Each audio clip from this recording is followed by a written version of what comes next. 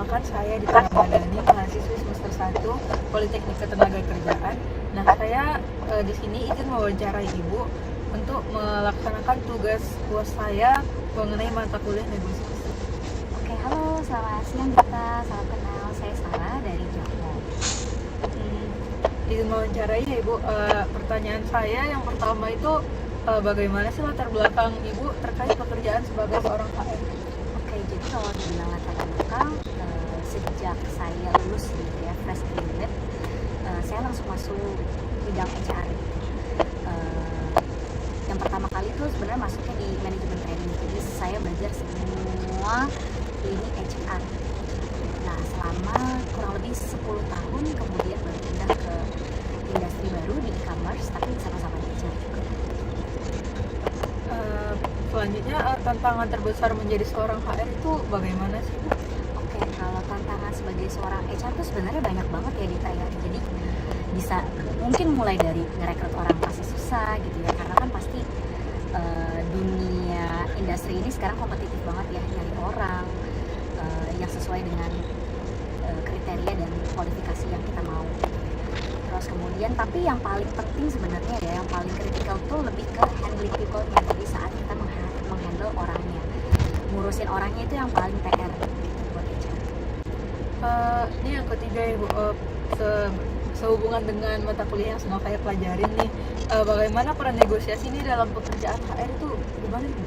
Oke, kalau negosiasi itu sebenarnya dari hulu ke hilir tuh HR tuh ngelakuin ya, dari waktu pas ngerekrut gitu ya, gimana saat kita melakukan offering ke kandidat itu kan kita pakai negosiasi ya, gimana caranya kita bukan membujuk ya, tapi kayak meminta kandidat untuk join ke kita, itu kan negosiasi juga, salah satu negosiasi. Terus kemudian gak cuma negosiasi sama kandidat, HR juga negosiasi sama pimpinan gitu ya, sama pimpinan atau atasan gitu, terkait dengan gimana cara kita handle people, nge-develop people, terus nge-retain people. Kita juga pasti ada negosiasi di dalam itu gitu. Terus kemudian selain itu negosiasi sama si karyawannya itu sendiri gitu ya, dari hal-hal yang baik gitu ya untuk kemajuan company gitu ya, saat pembuatan peraturan perusahaan sampai saat ke terminasi. Jadi memang negosiasi itu selalu ada di HR. Selanjutnya Ibu, sebagai seorang pelamar nih, jika saya melamar, nah bagaimana cara saya untuk memenuhi ekspektasi Ibu sebagai seorang HR? Oke, kalau untuk memenuhi ekspektasi yang pasti akan lebih menyenangkan kalau memang seorang kandidat itu punya pengalaman ya, gitu. Punya pengalaman di HR, baik kontrak atau intern lah, at least gitu ya, di salah satu perusahaan. Tapi kalaupun nggak ada, sebenarnya sekarang gampang ya untuk memenuhi ekspektasi. Yang pertama mungkin mumpung masih kuliah nih ya, harus aktif banget berorganisasi, sehingga at least walaupun belum ada pengalaman di perusahaan, kita juga punya pengalaman di keorganisasian, karena memang agak mirip-mirip dikit gitu. Terus yang kedua, selain itu kan banyak juga nih ya seminar-seminar, training-training di luar sana yang even free gitu, atau di YouTube pun juga kalau mau belajar bisa gitu ya.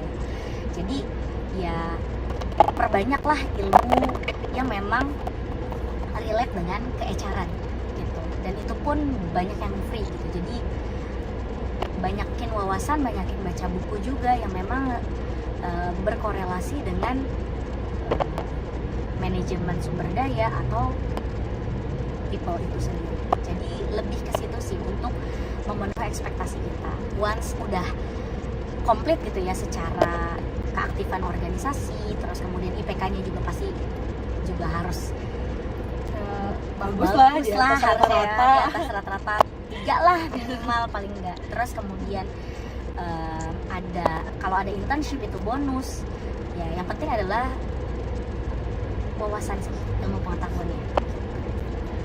Ini pertanyaan saya yang terakhir ya Ibu.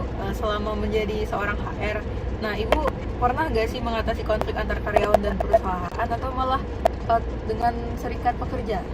Oke, jadi kalau dibilang pernah atau enggak pasti pernah ya, karena kan udah hampir 13 tahun gitu ya di perusahaan. Cuman memang kalau saya pribadi belum ketemu yang konflik besar ya, karena kan konflik besar tuh bisa aja sampai yang strikes atau misalkan demo, itu kita belum pernah ngerasain.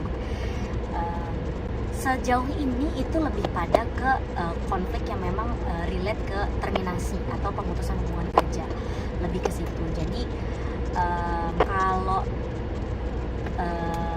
kalau memang terkait dengan terminasi ya berarti ya kita tinggal bernegosiasi aja. Mungkin sebagai penutup nih Bu bisa kasih saran dong ke Pak Ami nih sebagai mahasiswa, gimana nanti kami menghadapi dunia kerja. Oke, gimana cara menghadapi dunia kerja?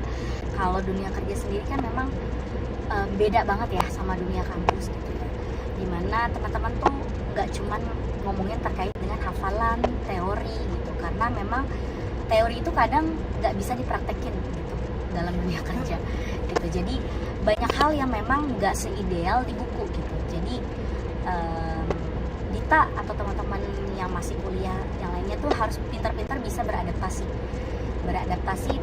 dalam situasi dan kondisi maupun orang yang memang mungkin berbeda gitu ya gitu. Jadi emang harus lebih cepat beradaptasi, baik secara diri sendiri, kemudian harus bisa adapt juga terkait dengan teori-teorinya, aturan-aturannya itu harus lebih fleksibel. Bukan berarti kita melanggar aturan ya, tapi lebih fleksibel sehingga memberikan pertimbangan-pertimbangan dalam pemberian aturan gitu. Terus kemudian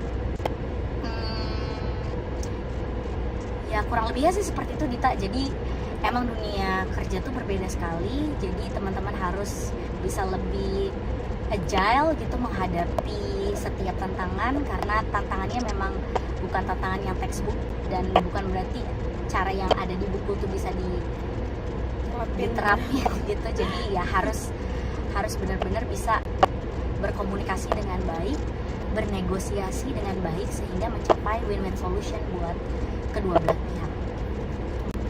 Terima kasih atas ilmu yang luar biasa ini, bermanfaat banget nih buat saya Ibu. Makasih juga atas waktunya sudah bersedia saya wawancarai Ibu. Ya, terima kasih Dita, sukses ya kuliahnya. Terima kasih Ibu.